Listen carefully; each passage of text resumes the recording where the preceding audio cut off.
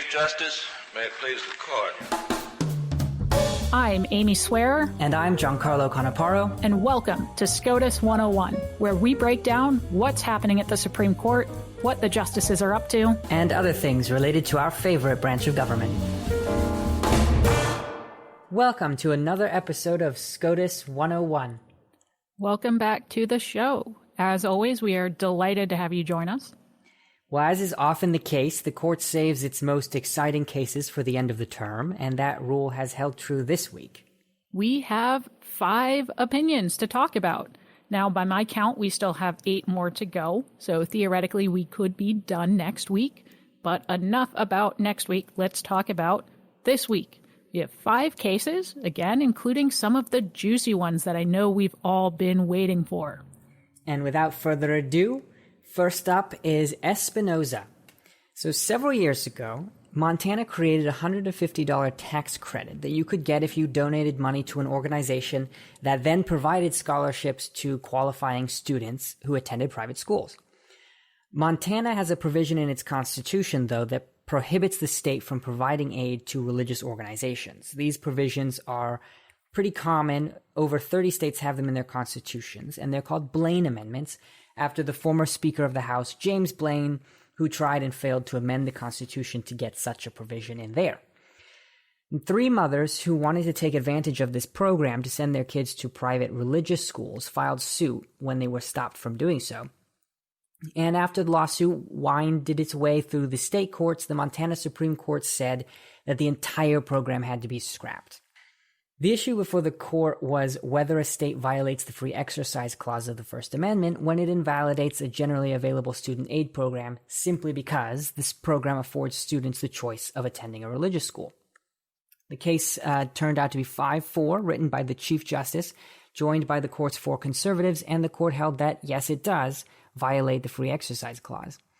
The court hewed pretty closely to its 2017 decision in Trinity Lutheran, holding that excluding religious schools from public benefits simply because they are religious schools violates the free exercise clause.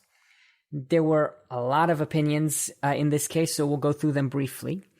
Thomas, joined by Gorsuch, wrote separately to encourage the court to clean up its messy Establishment Clause jurisprudence, which he argued permits the government to discriminate against religious institutions. Justice Alito wrote separately, explaining the history of these Blaine amendments, that they were originally enacted as bigoted anti-Catholic laws, and to explain why that discriminatory animus matters today and can't be ignored. Justice Gorsuch wrote separately, stating his belief that the majority's distinction between the religious status of participating schools and the religious use of the scholarship money was irrelevant. Justice Ginsburg wrote a dissent that was joined by Kagan, where she said eliminating the entire program, which is what the Montana Supreme Court did, cured any religious discrimination. Justice Breyer, joined also in part by Kagan, wrote a dissenting opinion arguing that a context-specific approach was needed so that judges can weigh the context, consequences, and purpose.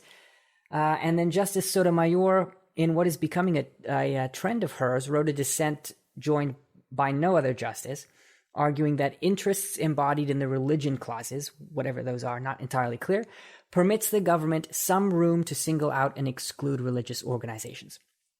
So there you have it. The takeaway, I think, from these cases is it's good to see the court standing up for religious freedom, but this case raises for me 2 concerns. The first is that this should not have been a hard case.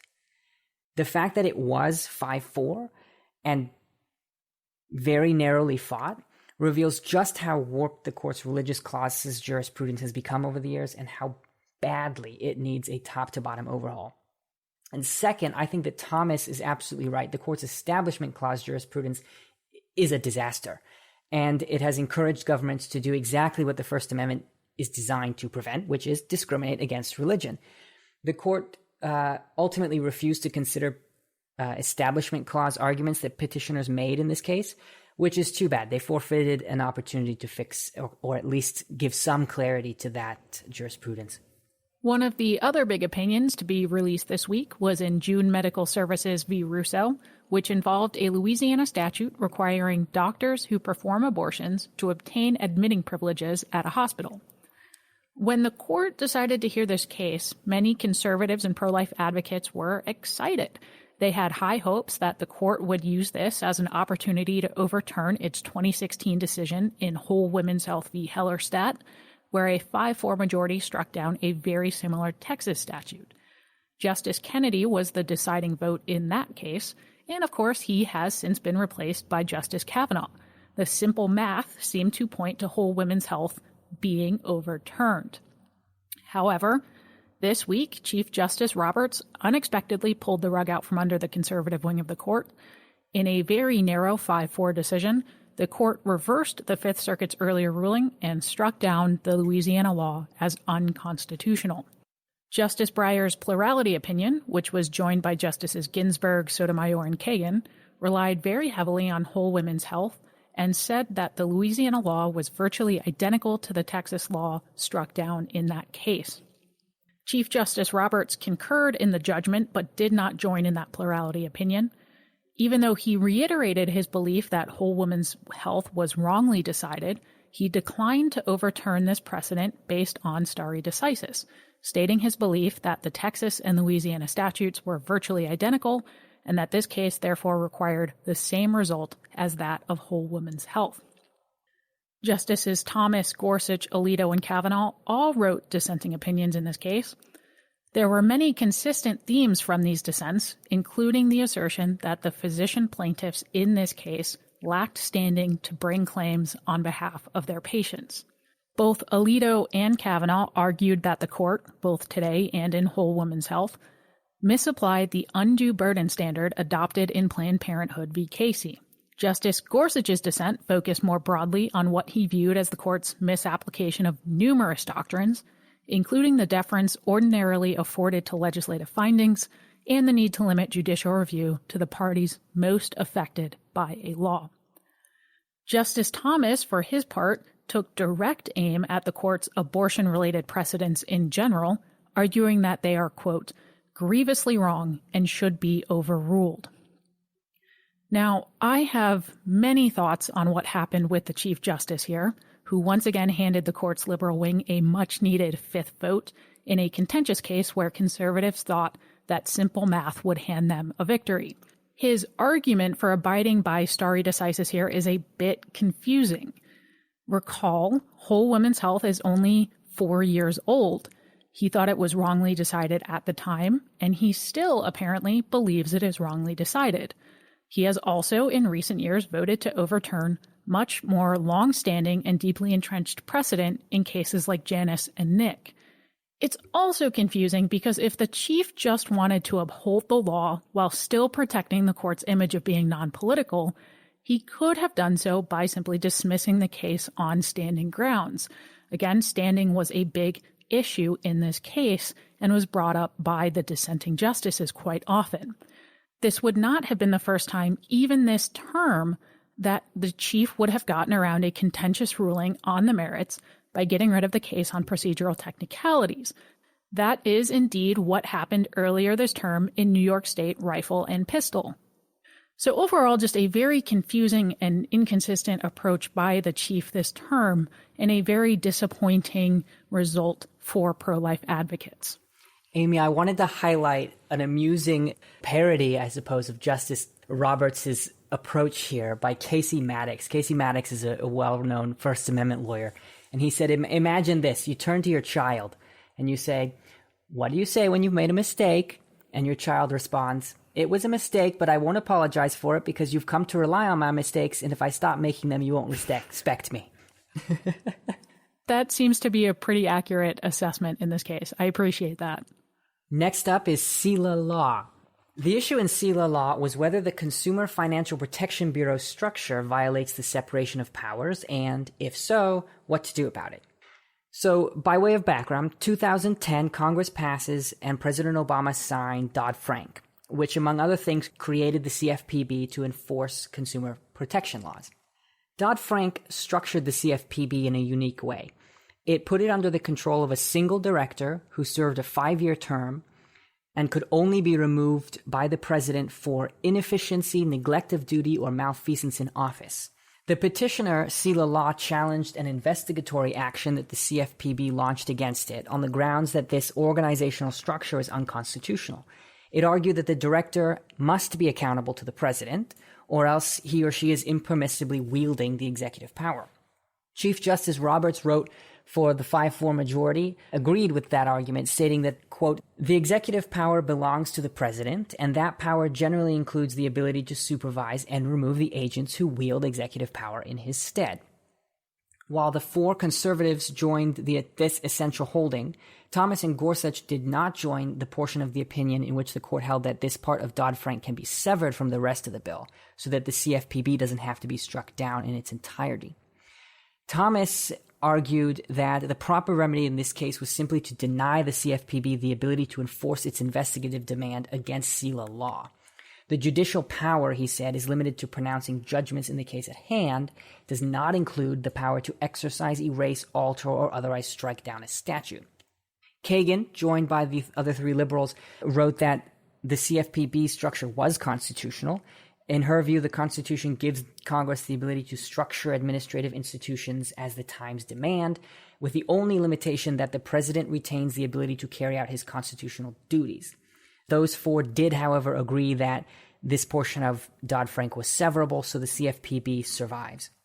The takeaway from this case is that it's a step in the right direction in terms of enhancing the separation of powers and the president's ability to set administration policy and to control who gets to enforce that policy.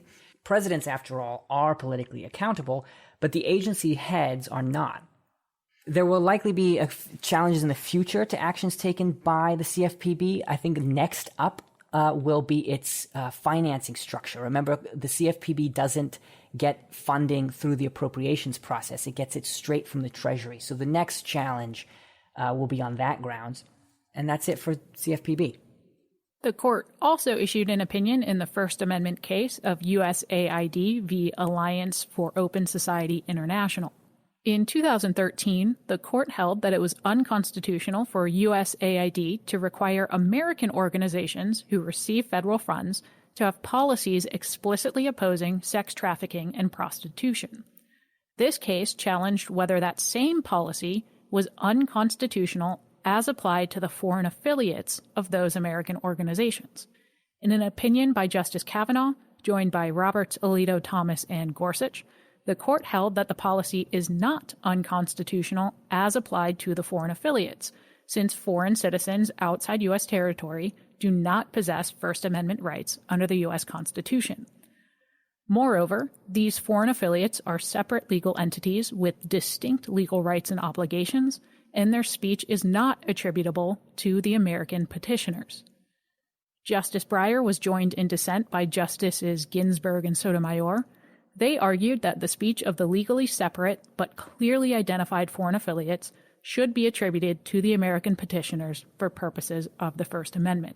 Justice Kagan did not participate in the consideration of this case. And last up, Booking.com. The issue in Booking.com was whether a generic word like booking can be trademarked by adding .com to the end of it. In an opinion by Justice Ginsburg, the court held that it can be trademarked if consumers don't think of it as generic. This was another win for a friend of the show, Lisa Blatt, who has argued more cases before the High Court than any other woman. This was her 40th argument before the Supreme Court and her 37th win, with 1 case pending. So congratulations to Lisa. GianCarlo, I hope she was sitting at the same table where she argued this case virtually before the court, because if I remember, this was actually the first teleconferenced one, wasn't it? Yes, it was. So she gets the win in the first teleconference oral argument in Supreme Court history. So congratulations, Lisa Blatt. Now, on this show, we enjoy reading the final product of the judicial process, that is, their opinions, but we also like to get to know the people who write them. So this week, I had the pleasure of interviewing Judge Daniel Bress, who is about to celebrate his 1-year anniversary on the Ninth Circuit Court of Appeals. I have the pleasure today to be on the line with Judge Daniel Bress of the Ninth Circuit. Judge Bress, next month, will celebrate his 1 year on the bench. Judge, welcome to the show. Hey, thanks so much. I'm really glad to be here. So, Judge, before we get into your career history, I want to walk our listeners through your resume, because I think you have, I meet a lot of very impressive people in my line of work, but you might have the shiniest resume I've ever seen. I'd highly doubt that, actually, but I'll let you go ahead. So, Harvard College undergrad, magna cum laude, UVA, Order of the Coif, clerked for Judge Wilkinson on the Fourth Circuit, Justice Scalia, worked at 2 big law firms, including being a partner at Kirkland and Ellis, and you've been a professor at Columbus University and UVA, and now on the bench. So, an incredible resume. Well, I think you're leaving out all the household chores that I do too, but yeah, I'll take it. So, before we unpack your resume, if you wouldn't mind, I would love, Judge, to talk about what made you decide you wanted to be a lawyer. I think my real inspiration for at least beginning to think about a career in law actually goes all the way back to the 8th grade in junior high school. I had a really great homeroom teacher. His name was Mr. Ayala, and he loved American history. He loved American law, and he held every year what was something called the Civics Bowl, where you had to memorize and learn different parts of the Constitution and other aspects of our legal system. And so I guess I would say, if anything, that was really the spark that first got me thinking about a career in law. Did you participate in this Civics Bowl?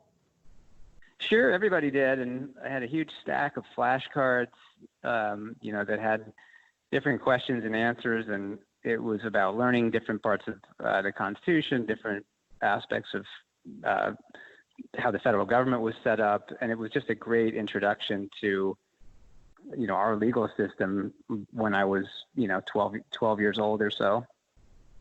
So how did that first exposure to civics translate into going to law school? Well, I majored in government, and then when I was done with my undergraduate work, I decided to go and spend the year working at the FTC as a paralegal, and I got a chance to work on big antitrust merger investigations, other kinds of consumer protection work, and being a paralegal was also just a terrific experience, and it gave me sort of exposure to the guts of law, interviewing people, digging around in documents, and I found I really liked it, and it seemed like the thing I'd always wanted to do, and that's sort of what made me decide to go forward and apply to law school. So how long between undergrad and law school were you a paralegal?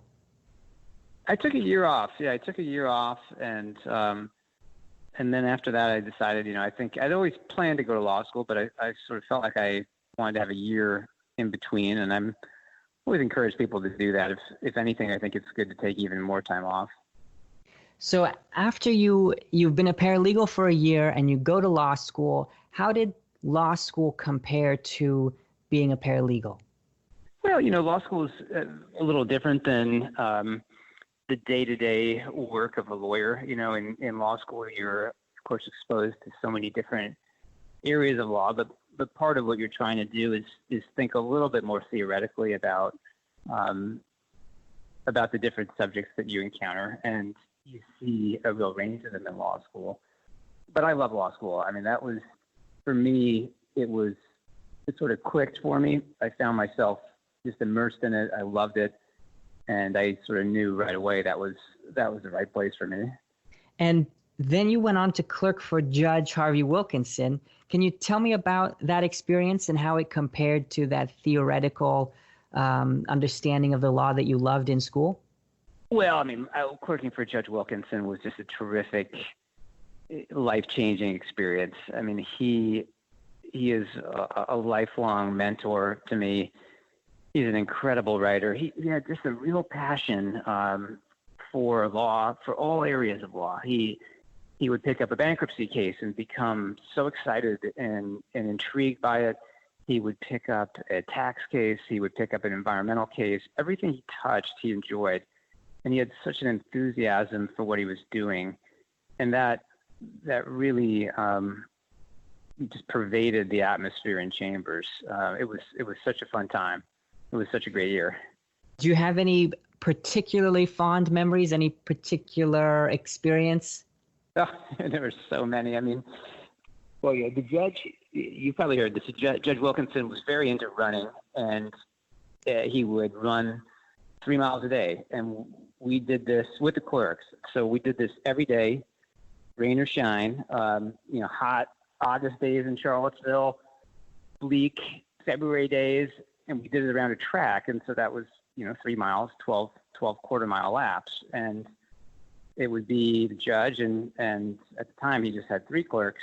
One of them was Eric Fagan, my co-clerk, who's now a deputy in the Solicitor General's office, who's in charge of the criminal docket, and the other was Eric Murphy, who's now a judge on the Sixth Circuit. So I was the weak link here. But anyway, we would go running around the track every day, and the judge, he enjoyed talking about the opinions that he was working on and that we were helping him with, and we would run around the track, and this would happen constantly, where he would say, "Oh, Dan, that opinion we're working on, section 1A, here's what I want to say right there at the beginning." And then he would just spin out this incredible prose. And of course, we were running around the track. We had no pens or paper.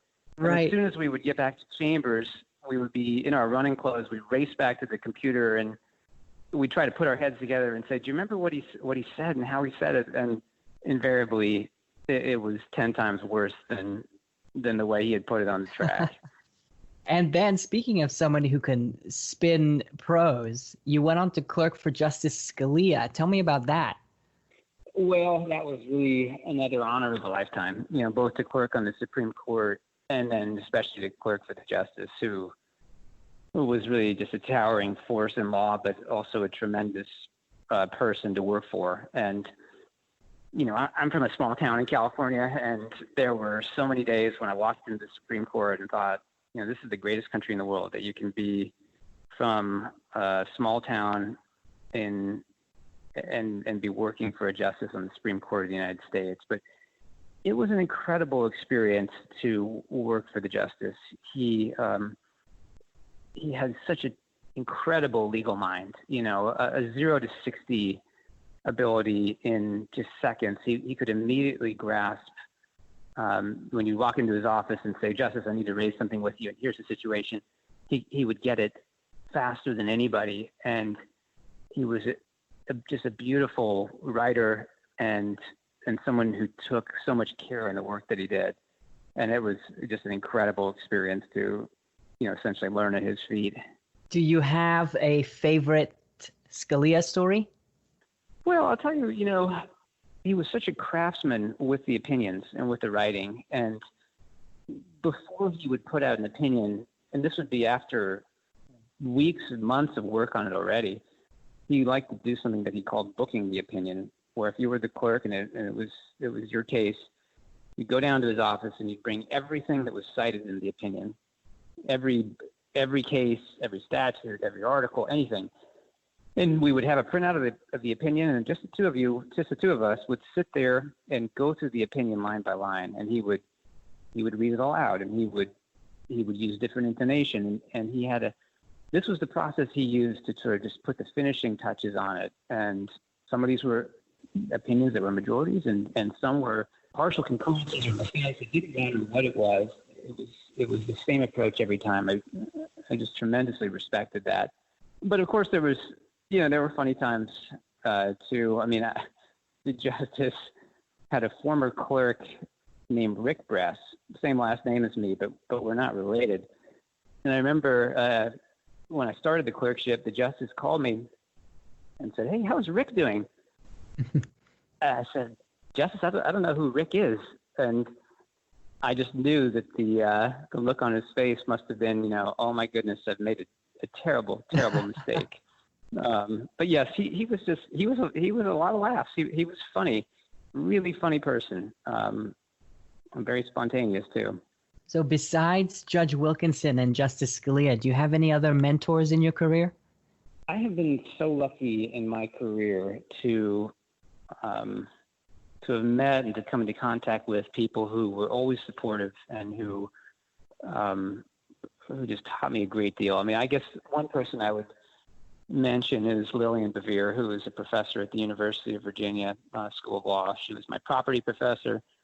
I became her research assistant, and she was very rigorous. The exams were very difficult, but she cared so much about law, and she cared so much about the principles underlying law, the rationales underlying law, and over the years she became a very close friend and mentor, and she was so humble. She herself had an incredible career. She had made enormous contributions to academia, and yet she had such a love of students, trying to learn what they were interested in, trying to help them in their careers, trying to see them grow as lawyers. And so she's somebody I'll always be indebted to, among many others.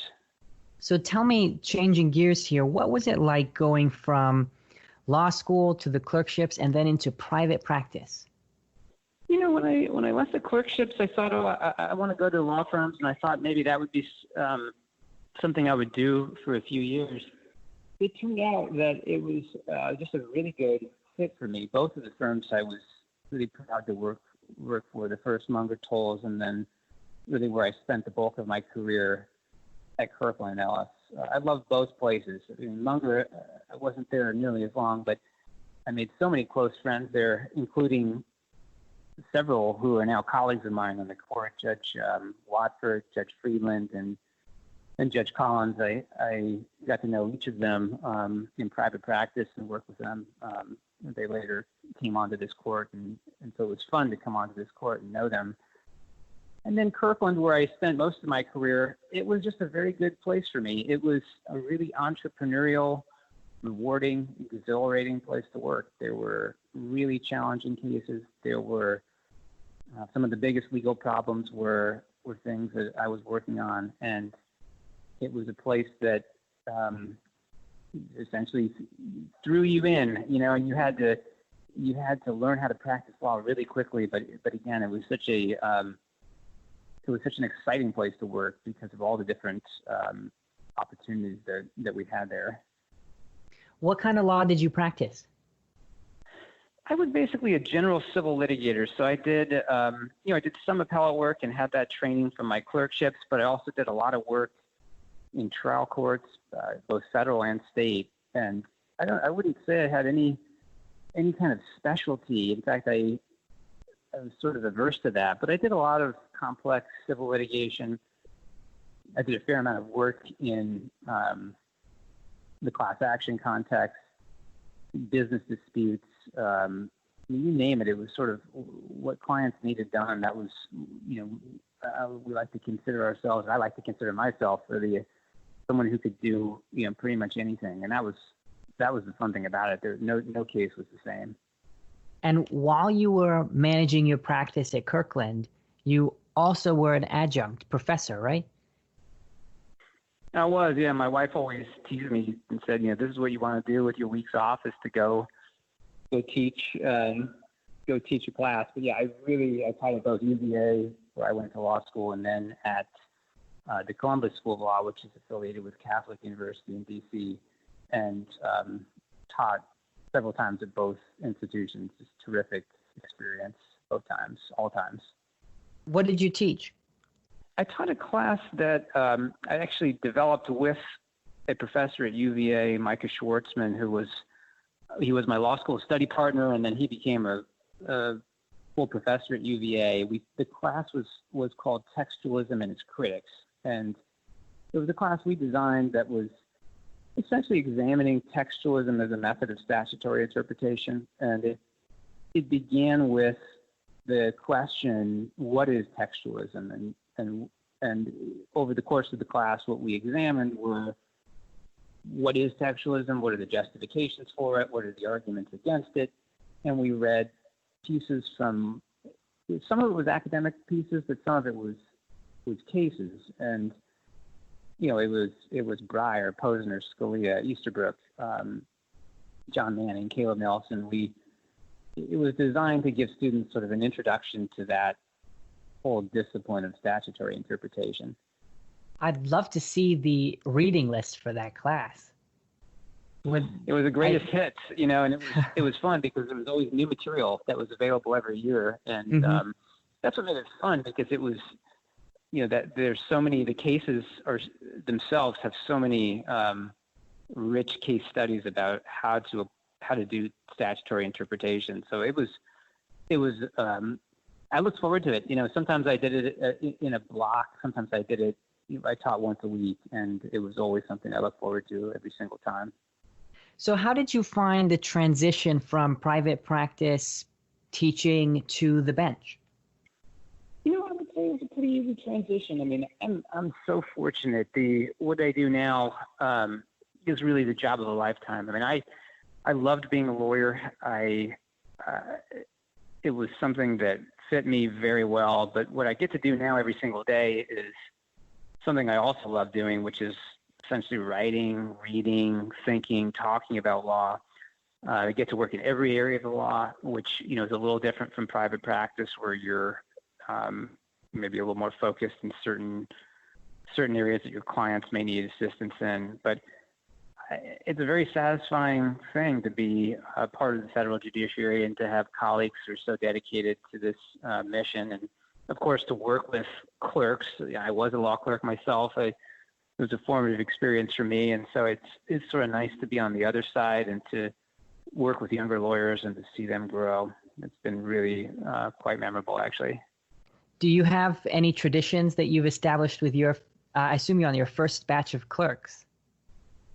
Yeah, I'm on the first batch of clerks and about to cycle them out and start with the second. We do have lunch every day. That's a big thing for me. I think in private practice, I tried to avoid eating at my desk because it just wasn't something that fit me. And here with my clerks, I like us to all take a break and to go sit in the conference room and to have lunch and to just talk about whatever's on our mind. And sometimes it's the work we're doing, but sometimes it's just other things and fun things. But, we also are lucky to have chambers here in the city of San Francisco. And one thing I like to do if it's a nice day out, and to be honest with you, most days are pretty nice here. We like to change out of the suits and put on some walking clothes, and we'll go and take a walk in some of the neighborhoods here in the city. And there are a lot of parts of the city that tourists go frequently, but the real heart of it is in the neighborhoods. And many people don't know this, but there are staircases all over the city. Some are obvious, but many are not. And there's a wonderful book which is called Stairway Walks of San Francisco. And my son got me very into this. And sometimes I'll take the clerks and we'll head out and take a 2 or 3 mile walk in the hills. And you can be just 10 minutes from the chambers here and be on top of the hill seeing the Golden Gate Bridge, or just amazing panoramic views of the bays, Marin, Sausalito, Alcatraz, the Port of Oakland, Twin Peaks, maybe on a clear day, even the Farallon Islands out in the ocean. And, I have clerks who come here from, at least this year, from all over the country, but many of them are not from the West Coast. So it's fun to show people who aren't from here just some of the beauties of this part of the country. Mm-hmm. What advice would you give to young lawyers and aspiring lawyers? I think to me it's really, really 3 things. The first is to focus on your craft. To my mind, at least, the legal profession is not like something like, I'll just give an example, like singing, where you may have an incredible natural talent at a younger age. To me, there are no meteors in law. You have to really work at this. And so that would be the first thing. The second would be to look for opportunities, to look for at-bats, to find ways to get those arguments to be the principal in something, to take the lead on a depth, to take the lead on an expert. When it's really on you as a lawyer, I think that's where there's a little bit of pressure, there's more pressure, but that's also where the excitement is. And then the last I would say is not to be too limited, in what you want to do. Sometimes you get exposed to something that you realize that you hadn't thought would be really interesting to you, and then it turns out that it's something that you really like. And so sometimes, students either go to law school or they come out of law school thinking, I definitely want to do this or I definitely want to do that. And my advice is to keep an open mind and to see what else might interest you. That's definitely been true in my experience. Well, Judge, there's one last question that we ask all our guests. If you could have a conversation with any Supreme Court justice, living or dead, who would it be and what would you talk about? Well, for me, that one's an easy one because it would be Justice Scalia. And, the really more to just say thank you. There's always a real bond, I think, between clerks and the judge or the justice. And, that was certainly true in the Scalia chambers. I mean, we had a real bond with him and with each other. It was a real shared experience. And when I left the clerkship, I tried to say thank you. He would have very little of it. And he said, I should be thanking you. But we would see each other from time to time over the years. We had annual reunions. And then, of course, he passed away very suddenly and unexpectedly. And so there really was no time to just tell him what a great influence he was and what an important person he was in each of our lives. And so, I'm sure there are things I would want to ask him about this job, but in some sense, I think I maybe would know the answer. It would be more an opportunity just to be able to see him and to have some of those old fun conversations and to maybe trade war stories of some of the older days. Well, Judge, thank you so much for taking the time to be with us today. Oh, it's my privilege and pleasure. I really enjoyed it. It was a pleasure to have Judge Bress on the show. We'll be very excited to see his judicial star rise. Next up on the show, we have our trivia portion. While we don't have Paul Larkin back with us today, we do have Amy getting the opportunity to stump GianCarlo with, appropriately, some religious liberty trivia. All right, you have to be nice to me because I'm about 100 IQ points short of Paul Larkin. Aren't we all? All right. First up in religious liberty trivia. One of the most famous religious liberty cases in the modern era is the 1993 case of Lukumi Bablu I v. Hialeah. This case dealt with a city ordinance prohibiting what practice observed by the church's members. Bonus points if you can tell me the official name of the church's religion. Okay, I don't know if this is the whole official name, but it's the Church of Santorini? Is that right? So Santorini is an island off the coast of Greece. You were close. I knew it is Santeria. The Santeria religion. That's right. And the practice is animal sacrifices. I think since you got ritual animal sacrifice right, I'm not going to give you Santorini. The city ordinance prohibited ritual animal sacrifice for religious purposes. The Santeria religion is a syncretism of Catholicism and native Yoruba religion, and adherents believe that ritual animal sacrifice is necessary to receive the aid of spiritual beings called orishas. A unanimous Supreme Court ultimately concluded that the city's ordinance banning religious sacrifice of animals failed strict scrutiny and violated the Free Exercise Clause. All right, moving on to your second question. Are you ready? I'm ready.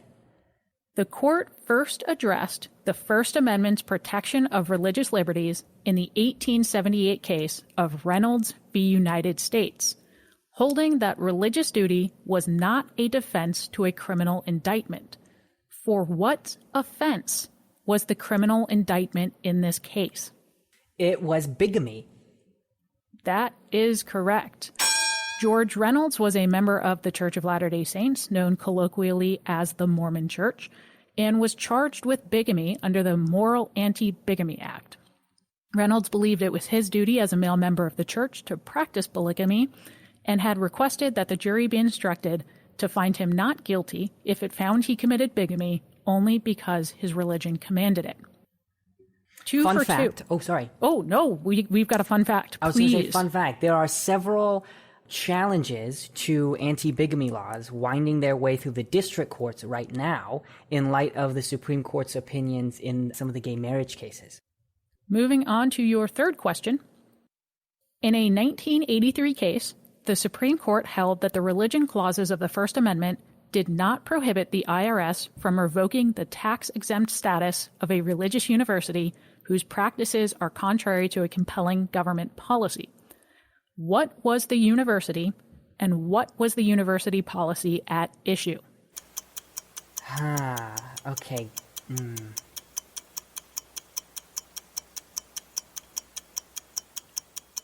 Do you need a hint about the university? Yeah, give me a hint. So this is a non-denominationally affiliated university in Greenville, South Carolina. I don't know. So the case was Bob Jones University, the United States. So clearly Bob Jones University. And the policy was a ban on interracial dating and marriage for students, which the university argued was based on a genuine religious belief that the Bible forbids the practice. And the Supreme Court upheld that IRS revocation of that tax-exempt status. Question number 4. Bob Jones University continued its policy of forbidding interracial dating and marriage amongst its students until what year? Oh, wow. Well, since I was not familiar with the first question, I confess I have no idea what the answer is to this one. Fair. So the answer is until 2000. It maintained that policy until 2000. The policy change was prompted when a visit by presidential candidate George W. Bush brought the policy back to the national forefront. The university, by the way, did not receive its tax-exempt status back until 2017. Wow. All right. GianCarlo, are you ready for your final question? I am. Hit me.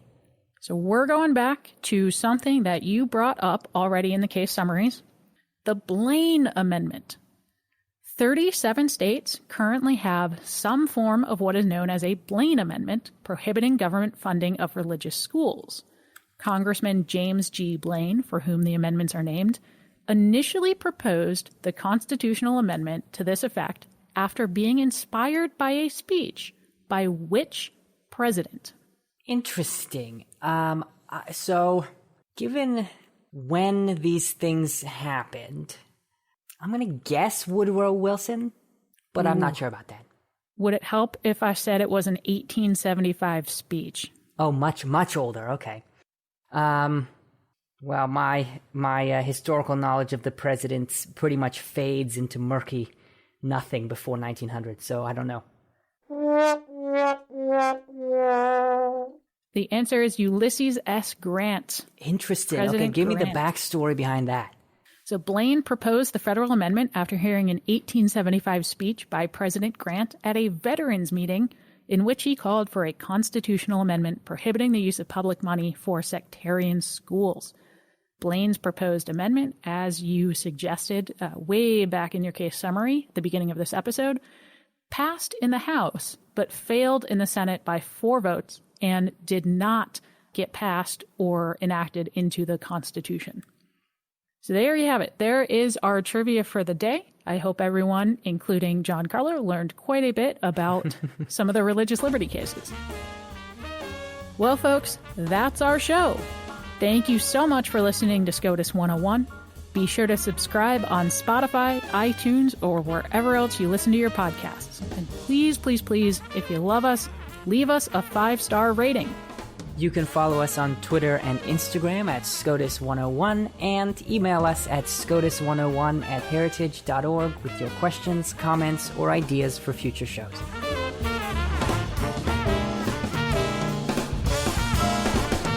Case is submitted.